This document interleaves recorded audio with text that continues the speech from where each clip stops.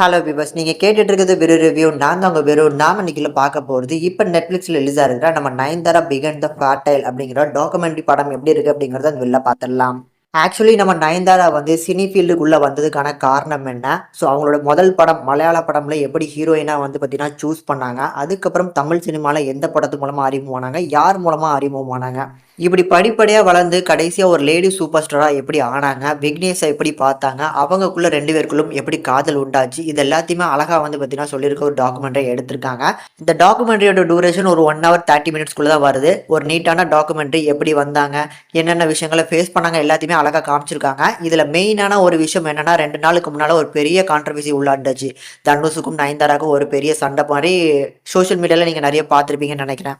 நானும் ரவுடி தான் அப்படிங்கிற படம் தான் 2 பேருக்குமே நம்ம விக்கிக்கும் நயன்தாராக்கும் ஒரு பெரிய இம்பார்ட்டன்டான ஒரு படம். அந்த படம் மூலமா தான் காதலிக்க ஆரம்பிச்சாங்கல்ல. ஸோ அந்த படத்துல 2, 3 சாங்ஸோட வீடியோ கிளிப்ஸ் தான் கேட்டிருக்காங்க.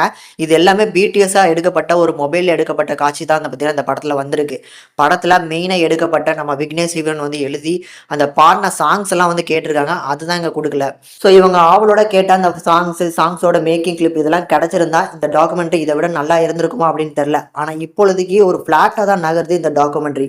எப்பவுமே ஒரு டாக்குமெண்ட்ரியில் வந்து அப் அண்ட் டவுன்ஸ் ரெண்டுமே வந்து ஈக்குவலாக வந்து பேலன்ஸ் பண்ணி காமிச்சா மட்டும்தான் அந்த டாக்குமெண்ட்ரி பார்க்கறதுக்கு ஒரு வைப்பு கிடைக்கும். இவ்வளவு பெரிய உச்சத்துக்கு போயிட்டாங்களே அப்படிங்கிறத மட்டும்தான் இந்த டாக்குமெண்ட்ல காமிச்சிருக்காங்களே தவிர இவ்வளோ பெரிய ஸ்ட்ரகிள்ஸ் எல்லாம் வந்துச்சு அப்படிங்கிற அந்த ஸ்ட்ரகிள்ஸை இன்னும் டீப்பாக காமிச்சிருக்கலாம். அதை காட்டாதனால இந்த படம் பார்க்கும்போது கொஞ்சம் ஃப்ளாட்டாக போகிற மாதிரியான ஒரு ஃபீல் வருது. இறுதியாக கிளைமேக்ஸை ஒட்டி அந்த கல்யாணம்லாம் நல்லாவே பண்ணியிருந்தாங்க. ஸோ இந்த டாக்குமெண்ட்ரி யார் எடுத்திருக்காங்க அப்படின்னு பார்க்கும்போது நம்ம கௌதம் வாசுதேவனை வச்சு எடுக்க வச்சிருக்காங்க. நல்லா தான் இருக்கு. நிறைய ஆக்டர்ஸ் அண்ட் பிரபலங்கள் எல்லாமே வந்து நயன்தாரா பற்றி பேசினது எல்லாமே வந்து பார்க்கணும் ஒரு ஸ்கிரிப்ட் மாதிரி எனக்கு ஃபீல் ஆகுது. இன்னும் கொஞ்சம் வந்து ஸ்ட்ராங்காக, ஏன்னா சில கேரக்டர்ஸோட ஓன் வாய்ஸில் கூட டப்பிங் வரல. ஏன் நயன்தாரோட வாய்ஸே வந்து நயன்தாரா பேசுகிற மாதிரி இந்த டாக்குமெண்ட்ல இல்லை. 2 வருஷம் வந்து வெயிட் பண்ணியிருக்கான்னு சொல்கிறாங்க. அந்த 2 வருஷத்துல இந்த டப்பிங் ப்ராசஸையாவது வந்து பார்த்தீங்கன்னா முடிச்சிருக்கலாம். ஏன்னா டப்பிங் வந்து டாக்குமெண்ட்ல நார்மலாக வரக்கூடிய டப்பிங் தான் வந்திருக்க மாதிரி சில கேரக்டர்ஸுக்கு எனக்கு ஃபீல் பண்ணேன். ஓவராலாக உங்களுக்கு நயன்தாரா ரொம்ப பிடிக்கும். அதுலேயும் இந்த கான்ட்ரவர்சிக்கு அப்புறம் இதில் என்னதான் இருக்குது அப்படிங்கிறத கண்டிப்பாக உங்களுக்கு எக்ஸைட்மெண்ட் ஆக்கி விட்டுருப்பாங்க.